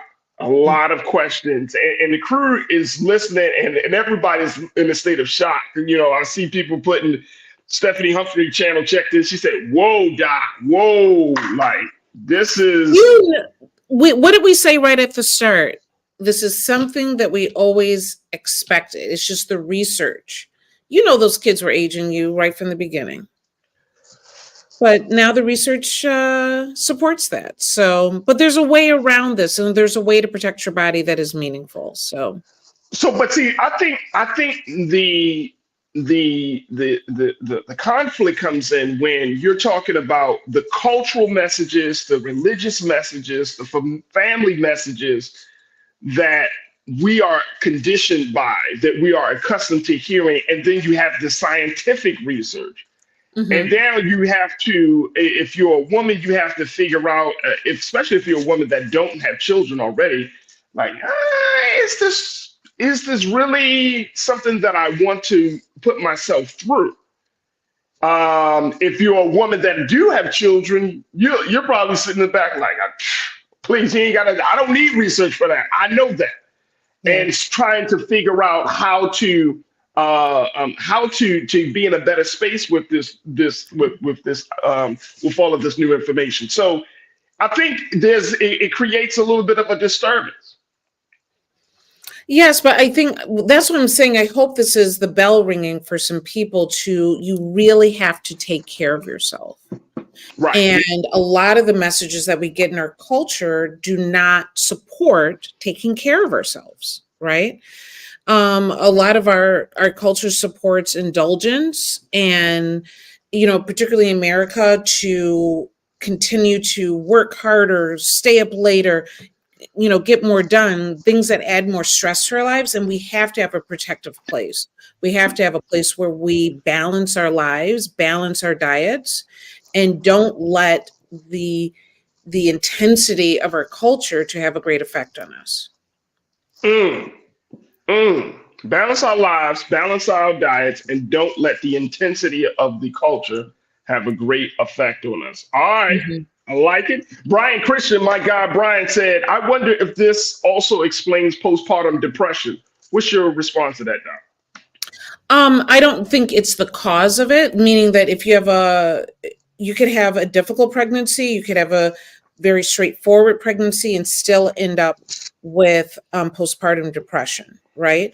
But do I think people that have the stress of postpartum depression probably have more of the cellular aging? Potentially, because stress is an aspect in these telomeres shortening more and more and more.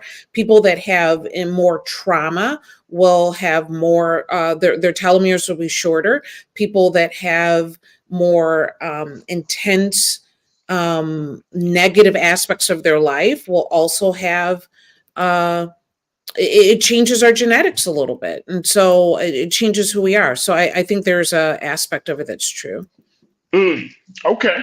The ABX girl pointed this out. She said, I am with a group of women and very few have had children, but I've had several friends in my past who had children and had stress and sadly shortened lives.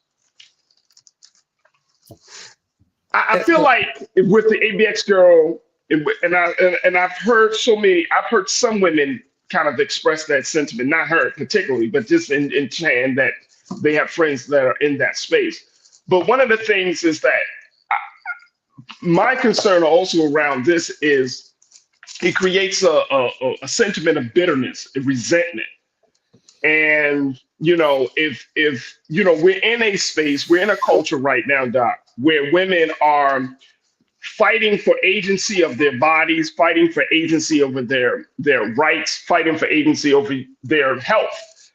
And children may become the targets of that resentment, that bitterness. That's what I'm concerned. Now, am I looking at this the wrong way? Tell me. You can just say, that's crazy. So that is not what this research is about. That's not what the story is about. The fact of the matter is, from the moment you are born, you are aging. Gotcha. Okay? That you are growing, you are your cells may be, initially multiplying as you grow and develop, but then you start the aging process soon after that, right? And so to say, oh, we should do nothing that ages us, then we would never have wisdom, right? And there's no better gift. So let's not look at aging as the big negative, okay? Okay. Because death is a part of life. So I don't want anyone saying, oh, them damn kids. No, that's not what this is about, because it was also what gave, the ability to have children and give them a new life is an incredible gift. So this isn't about, no one wants to be 20 forever. It wasn't. Come on. I don't. Right? Like most of the people I talk to, every decade, they feel that they are better than they were the last. But you do have to do the work, and you have to be incredibly protective of your boundaries to be able to have that growth and be able to appreciate your 40s and 50s and 60s and 70s. Because I want to be 70 and be like, this is the best decade, right? But I don't get that unless I do the work. So that's true. I think the trick here is that, in whatever your religious affiliation or what have you, but God has given you this gift. Then he's like, but now you must take care of it. Okay. So aging isn't the negative part, but allowing aspects to come into our lives that age us faster, that's on our responsibility. So don't hate the kids. No. And I'm glad that you mentioned that. But I think that this also speaks to, like, if you're choosing to start a family, to have children, to be very sensible and intelligent about it, do some family planning, which I think, Doc, is kind of a lost science in our community, right? Because we're so used to kind of moving based on the feelings and the emotions between the connections and stuff, but not really looking at what it takes to build a family unit, if that's what you want to do. If you want to bring children into this world, you want to bring them into the best circumstances. I don't mean you got to be multimillionaires and all of those things. I'm talking about into the best realistic, sustainable circumstances that you can provide for the growth and cultivation of little human beings. You know what I'm saying? Now that doesn't always work out that way, right? But we do should at least strive for something like okay, let me bring these children into, or this child into a stable relationship, stable home, something. There has to be some family planning. I agree. I'm so exhausted with hearing people act, when they act like pregnancy is something that happened to them. Oh my Lord, Doc. That's not, I mean. I gotta ask you, how many times do you hear when somebody say, I didn't know it was going to happen? And with grown, the teenagers, grown adults. And say it, Doc. Grown ass men and women. Yes, and act like, oh, it just happened to you. It just happened to you. Like, we do need to be mindful, and I totally agree with you, Farajii, that we need to be mindful that if we're talking in the sense of being in stressful, negative situations that will age you mentally, physically, take years off of your life, change your DNA.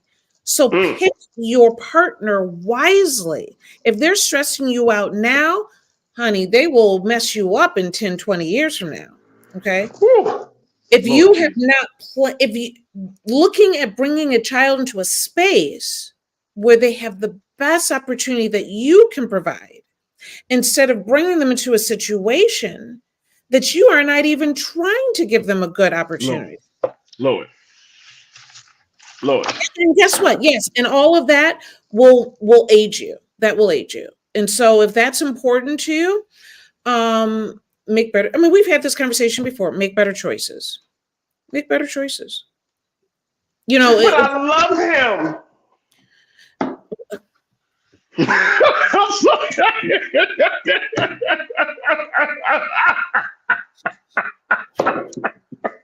This is why I enjoy Doc, man. This is why I enjoy Dr. Bridget, y'all. Y'all don't understand. Like, she's so cute. Keep it real, man. Keep it real. I have a dear friend of mine, and I really think she is the last of the hopeless romantics. And it's kind of fun and interesting to hear about, being so in love, and everybody wants that level of intimacy and connection, but you've got to make it with given the opportunity. You can fall in love with a frog, you can fall in love with a rock, but it won't take you nowhere, right? So you cannot let your loins or your love make you make decisions that will lessen your life or your children or whatever you were meant to do, whatever God had set you out to do. Make sure that you don't let those interfere with it that aren't good for you, because the plan is something that is much better for you. So just be protective of your space, of your heart, of your boundaries, your balance, because a lot of people say the devil's around every corner. That's real. And the devil is charming. So you have to be careful. Hey, look, we got to take another quick pause. When we come back, that's more conversation with Doc. I want to share more of your comments as well, so continue to post your comments as we're streaming on Roland Martin's YouTube channel, Roland Martin's Facebook page. Stay with us, folks. It's The Culture here on the Black Star Network.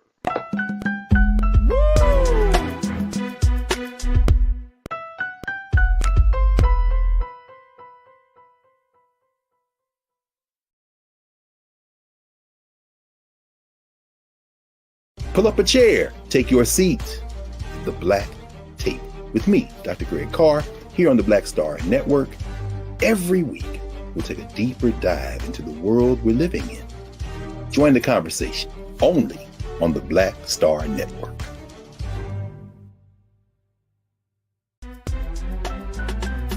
I'm Farajii Muhammad, live from LA.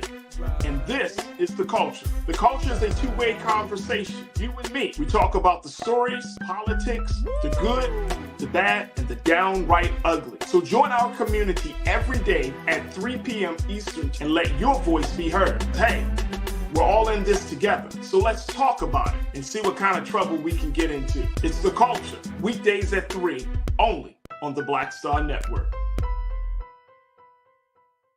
When you talk about blackness and what happens in black culture, we're about covering these things that matter to us, speaking to our issues and concerns. This is a genuine people-powered movement. There's a lot of stuff that we're not getting. You get it, and you spread the word. We wish to plead our own cause. Too long have others spoken for us. We cannot tell our own story if we can't pay for it. This is about covering us. Invest in black-owned media. Your dollars matter. We don't have to keep asking them to cover our stuff. So please support us in what we do, folks. We want to hit 2,000 people, $50 this month, raise $100,000. We're behind 100,000, so we want to hit that. Y'all money makes this possible. Check some money orders. Go to P.O. Box 57196, Washington, D.C. 20037-0196. The Cash App is $RM Unfiltered. PayPal is R Martin Unfiltered. Venmo is RM Unfiltered. Zelle is Roland at RolandSMartin.com. Folks, Black Star Network is here. Oh, no punching! I'm real revolutionary right now. Support this man, Black Media. He makes sure that our stories are told. Thank you for being the voice of Black America, Roland. Hey, Black, I love y'all. All momentum we have now, we have to keep this going. The video looks phenomenal. See, this difference between Black Star Network and black-owned media and something like CNN. You can't be black-owned media and be scared. It's time to be smart. Bring your eyeballs home. You dig?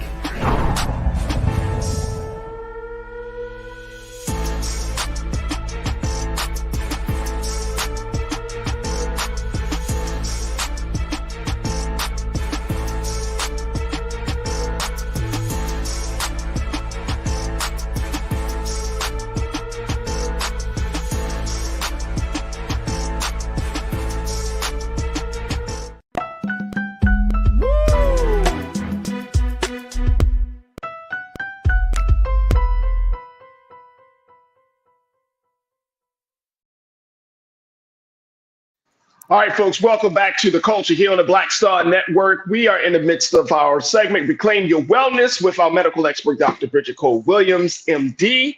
She's talking to us about parenting and so much more. And the chat is just going off right now, Doc, because people are like saying, you know what, we got to have some different conversations about the idea of bringing children into this world. And, you know, a couple of folks from the chat, a couple of crew members said that they have decided that they weren't going, you know, even in their current relationships, that they're not looking to bring children into the world. And one, I don't think you should shame anybody for their decisions, because I can totally understand. Like, if that's not your thing, then don't try to make it your thing unless it's really in your heart to do. Like, because some people, I question, why did you have children if you wanted to live a certain way, or if you, because this is a serious task. Having children is not a small time thing. And I think that's the other part of this conversation, Doc, is that we have minimized it as if having children is easy. You know what I'm saying? Like, we know that now that we know that there is a physical and emotional toll, we already know that there's an economic toll, because when you have little human beings running around the house, you got to feed them bad boys. You got to feed them. You got to clothe them. You got to get them. I mean, they are constantly in need. And if you don't have the heart capacity, you don't have the mind capacity to think about them every single day, you don't have the heart capacity to love them regardless of all that they do, and you don't have the capacity to really wanting to build a world that will sustain them, that will empower them, then I mean, I hear what you're saying. I definitely, we're in a new space where parenting is an option. It's not a guarantee or a necessity the way previous generations have been. Like, women got married, they had kids. That was kind of how they sustained themselves, right? Children don't raise themselves. And I think we've gotten into a culture where between the television and the tablet and, you know, I'm going to send them to school, that somehow they think that's what raises your kids. Okay. There is what it takes to put into a small being so that they grow up to be a better person than you is incredible amount of work, emotional investment, and also to make sure that you don't pass on your trauma to them, you have to do some personal work. I don't want people to look at this study and say, oh, well, I don't want to age my mind, body, or change my DNA based on the fact of having kids. I don't want, this is not a vanity conversation. Okay. Right. This is a how to protect the body that you've been given. Okay. And just as having children might shorten those telomeres, and not having a great diet and extreme stress can change your genetics in some way, right? The other aspect of this is that they found that in a different study, clearly, that doing yoga as well as a clean diet and lifestyle actually reduces the fraying of those same telomeres. So it starts to put the aglet back on the shoelace, as I was saying before, the little plastic end that protects the DNA. It actually starts to pull that back together. And so I said I was going to end on a good note, right? That if life stressors and this incredible biological process that you go through in having children starts to age your cells in many ways, you have the ability to add life back into those cells by living a clean diet and yoga and meditation in particular. And Doc, how would you recommend that mothers and fathers? I mean, we're also living in an age where single parent households, unfortunately, is the norm, especially within Black America, right? So for a mom that might have 2, 3, I mean, one child is one thing. But if you're a mom that has 2 or 3 or even 4 children in the home that you have to care for, finding that time for self-care, finding that time to rejuvenate your spirit, finding that time to bring some quietness to your mind can be a Herculean task. So what do you recommend that women do in particular? What do our sisters do to get to that mental space through yoga and other, wellness practices? Absolutely. So even if waking up in the morning, don't make this bigger than what it is. Start with small tasks. If you wake up in the morning, before you grab that phone and see what Instagram told you, okay, do a 3-minute, 5-minute, 10-minute meditation before you go to bed, before you are again checking that phone to see what foolishness is going on. Do end on a good note and do either that 3 or 5 or 10-minute meditation just to kind of collect, and your body and your mind deserve that. Okay. When we're talking about doing the yoga, it can be as simple. You don't have to do some huge process.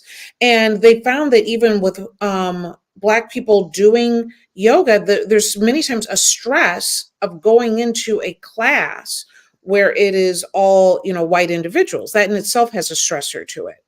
And so starting even at home, and there's plenty of Black yoga institutes and classes all across the US, but you start with some intentional stretching.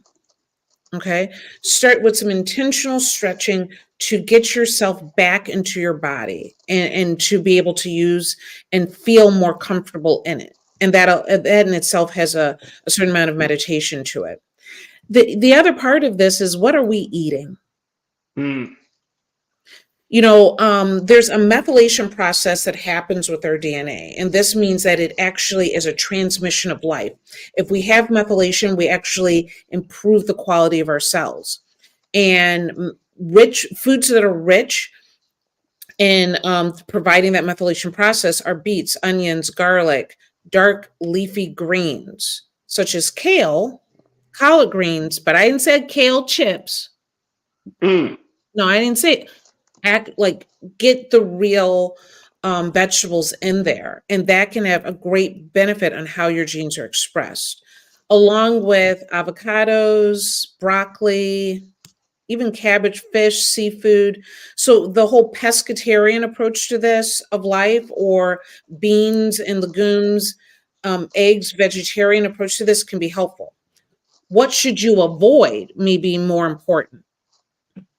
Charred food. We know we love some burnt up stuff, right? We don't call it burnt up. We call it grilled. Is that what that, like when you want the mesquite barbecue? Some burnt up. I said what I said. Burnt up. Okay. Charred food releases carcinogens, and so charred food will have some issues there. Added sugars. There's a Netflix special about sugar and what we have created in this world with all this added sugar, fake sugar, artificial sweeteners. There should be laws against this. Obviously, alcohol is literally a poison that we consume. Folic acid rich fortified foods, like these are things that we need to make sure that we're careful with. But I would say the easiest, everything doesn't need to be burnt up, number one, and watch the sugars, the artificial sweeteners in particular. That is a great place to start. That sounds like a fantastic place to start. Stephanie Humphrey channel, you said yoga and mindfulness are definitely good practices. Absolutely. Yoga. I've gone to a few yoga classes, enjoyed myself, came out body hurting, but at the same time, I knew it was important. Mindfulness is something I highly advocate. Taking time to meditate. Like every time I talk to a wellness practitioner, doc, they say, look, it doesn't take much for you to sit down, calm your mind, and calm your body down for 5 to 10 minutes a day. It makes a world of difference. And I would have to agree, it makes a world of difference when you can just calm your mind down and just breathe in and breathe out. And please, and I want to, Doc, let me do this. Let me take one more quick pause, but I want you to talk to us about, as you're talking about taking time out yourself, to speak to this time deficit mentality that a lot of parents kind of suffer from. You know, I don't have time, when in fact, we do. We do actually have time. So we're going to talk about that. We're going to take our final pause right here on The Culture. Stay with us. It's The Culture here on the Black Star Network.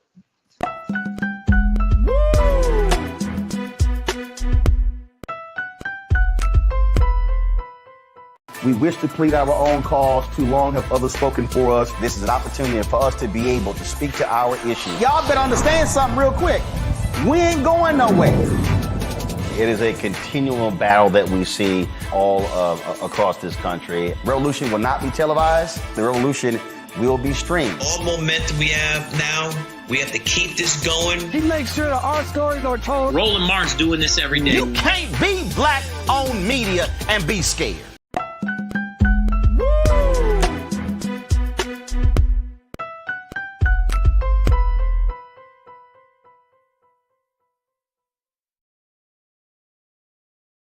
All right, folks, welcome back to The Culture as we are in our segment, Reclaim Your Wellness with Dr. Bridget. And Doc has been giving us some very vital information about everything from relating to parenting and wellness practices like yoga, mindfulness, making sure you take time out for yourself. But Doc, in the final few moments, I wanted to kind of get your take on this time deficit mentality that I think a lot of us as parents, we struggle with, right? Thinking that we don't have enough time to do those things that will keep our minds, our bodies, our spirits in a good place. Can you speak to that?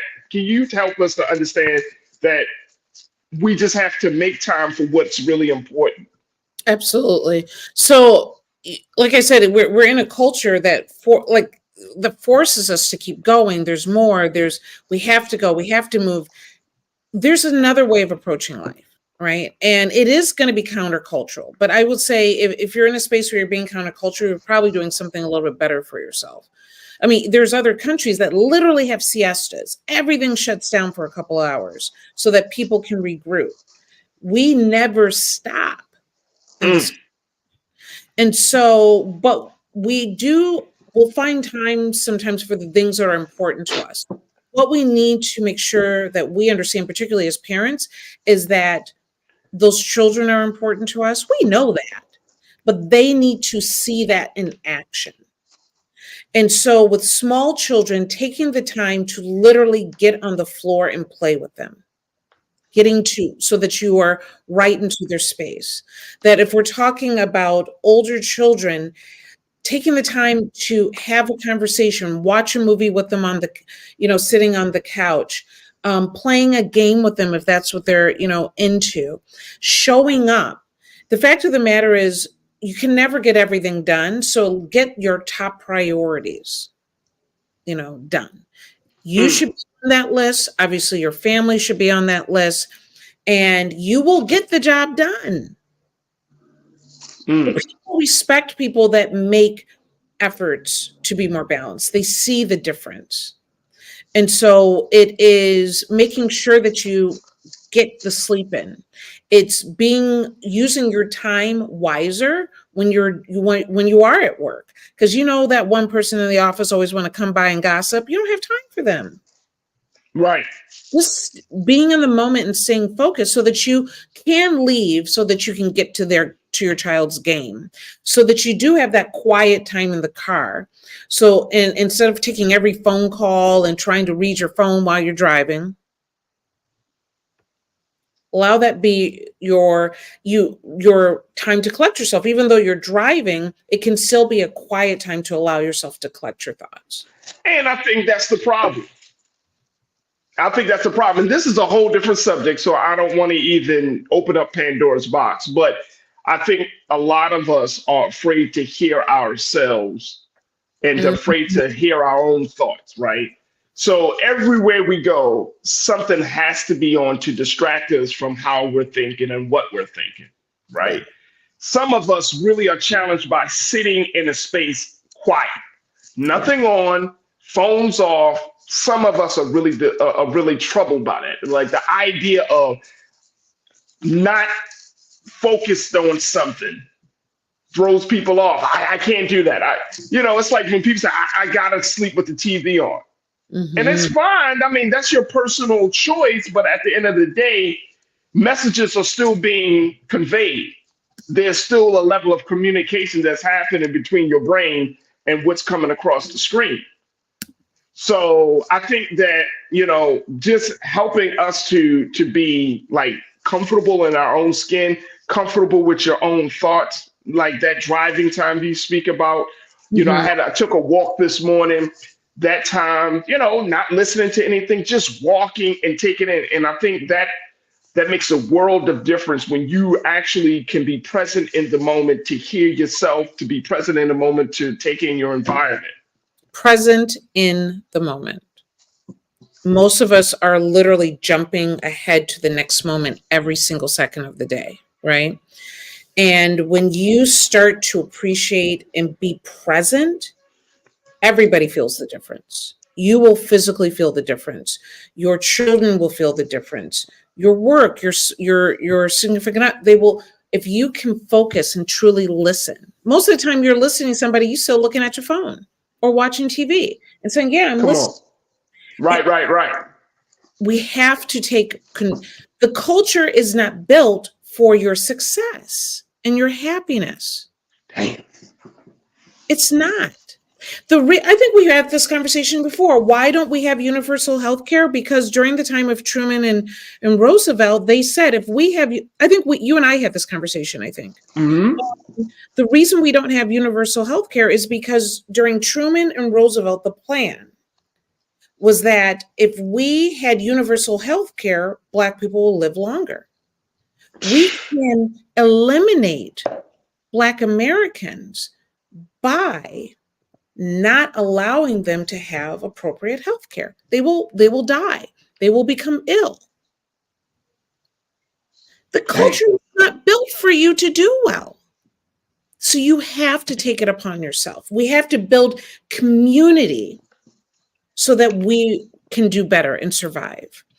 Part of the study here, even with the yoga and it helping, and just how the stressors that we experience in the society, they showed that Mexican Americans that were affluent, that went to college, that moved out of the neighborhood and moved into majority white neighborhoods were actually, their telomeres were actually shorter than the ones in poverty because they lost community. We have to do the work to protect ourselves. This is not a story about don't have kids. That's not the point of the story. And to also end on a note, the study that showed that the telomeres were shortening, they're going back to those same women 13 years after their pregnancies to see if their telomeres are different. So this may alter, there'll be a part 2 to this as well. But we have to do the work to protect our own DNA. Yeah, it is. And our own. So, yeah. That is the absolute. Janelle, you said, I wish I knew this information as a young mom. I was all about the grind and could have spent more time on the floor playing with my children. How do we encourage this info today? Doc, what would your response be to Janelle's point? How do we encourage this info today? The diet, sleep, start doing some yoga, some stretching, and some deep breathing. The fact that I had a woman that's in her 70s say, well, what do I do now? Because I talked about what are your future plans? What do you want to do? She's like, I'm 70. And I was like, the story ain't over until it's over. We can always start. We can always start and make and change our path.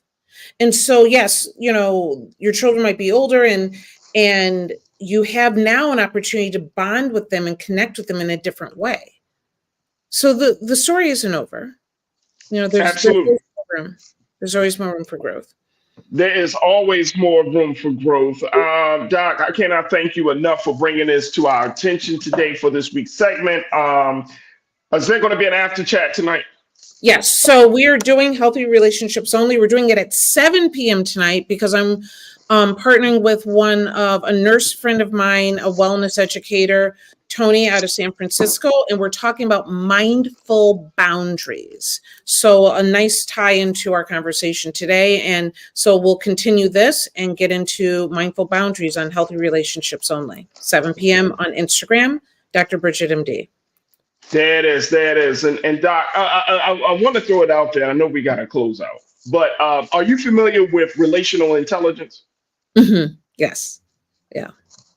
We should have a conversation about it. We can have a conversation about it. Because we all don't got it. So yeah, we should have a conversation. And see, this is the stuff. And Doc, I'm gonna be honest with you. Like, I wish we're missing out on so much like good information in terms of how we grew up versus where we are now. Mm-hmm. And I think it would have, as I'm looking at this piece around relational intelligence and this whole idea of being able to discern, as you talk about relationships, discern which relationships you need to keep or where to categorize people in your life based upon what they bring to your life and what you get from these relationships. And it's like, damn, man, you learn about this stuff when you're in your 40s, in your 50s, If you were in your 20s, you would not have listened to one word of this. I mean, let's be honest. You can only begin what you're ready for. And at 20, you would have been relational what? But she's fine. What do I got to do with it? You wouldn't have cared. Am I wrong? You would have been like, what? Right. But you know what? At least if you were to drop the seed, you know what I'm saying? Because, after all this other stuff comes down, after failed relationships and ups and downs and all this stuff and all the trauma and all of this stuff, you finally get to that point. And I understand why the Bible says it takes 75 years to learn how to live. That's what the scriptures say. 75 years. That means that a lot of us, we're still babies in this process. Yeah. We're still babies in this process. All right, a lot to digest, great to process. Dr. Bridget, y'all make sure y'all follow her on all social media platforms. She's absolutely dope, y'all. She is our chief medical expert here on The Culture, always giving us some great things to check out and for us to think about. She's here on Mondays with her segment, Reclaim Your Wellness, and I'm always happy to have her on to talk about all this stuff. So thank you, Dr. Bridget, for being so good for the culture. Absolutely. All right, folks. That's going to do it for us. Thank you all for tuning in. Stay tuned. Up next is Roland Martin Unfiltered. As always, make sure y'all check us out on Black Star Network. Download the app for free. Follow us on social media. And more importantly, drop something in the bucket. Continue to support us as we do our work of providing you quality Black content and information that you can certainly learn from and gain something from. So again, go to our website today at blackstarnetwork.com. All right, that's going to do it for me. 6 p.m. Eastern time. Check out my big brother, Roland Martin Unfiltered. As always, never be afraid to challenge what's wrong. Stand for what's right while being yourself in the process. God willing, we'll be back tomorrow for another exciting edition of The Culture right here, only here, exclusively here on the Black Star Network. Thank you for checking in. Talk to you soon. Peace.